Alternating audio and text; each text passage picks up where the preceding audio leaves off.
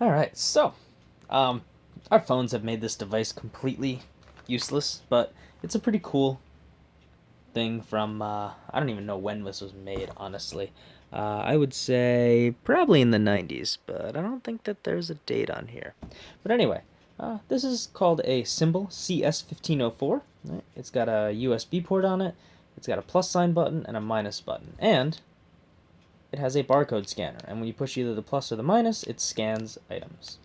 Alright, so one of the cool things about this is, you'd attach to your keychain, and you could go around and order things from catalogs, and they would all have UPC codes in it, or Universal Product Codes.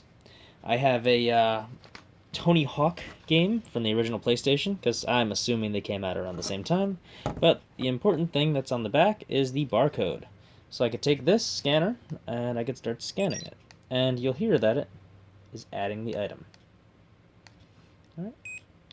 And what I'm doing is I'm pressing the plus button to add it. Alright, that sound means that it's added.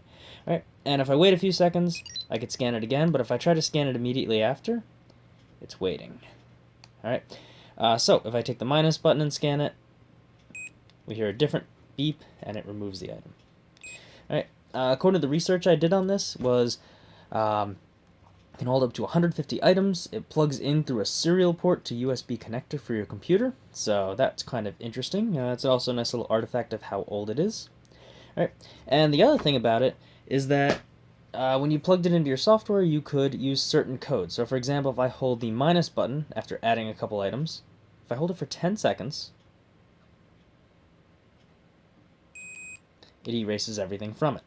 There were also other things as well. You could press and hold the plus button for 7 seconds or longer, and you could start adding quantities to items. So they give you a scan sheet of a bunch of UPC codes that went from like 1 to 36, and you would scan the item for a certain number of seconds, and then you would switch over and scan the quantity code to add it as well.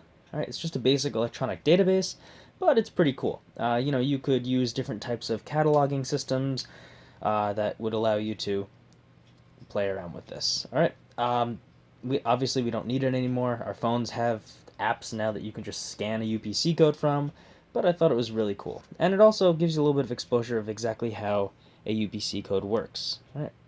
If I just get it right, it's sending a laser, it's hitting the screen. Might not be great on camera, but you can see how it sends it, and then it gets the reflection back over here on this little piece. It's tough to reflect it perfectly onto the light, but you can get an idea of how UPC codes work. They send a laser, so they send a laser down, the laser bounces back up and hits the receiving end of the camera. Alright, so, cool little device, helps us realize how laser systems work for those UPC codes, like the people at Target or Walmart or anything are carrying around, that they can do price checks, but those devices do a lot more stuff.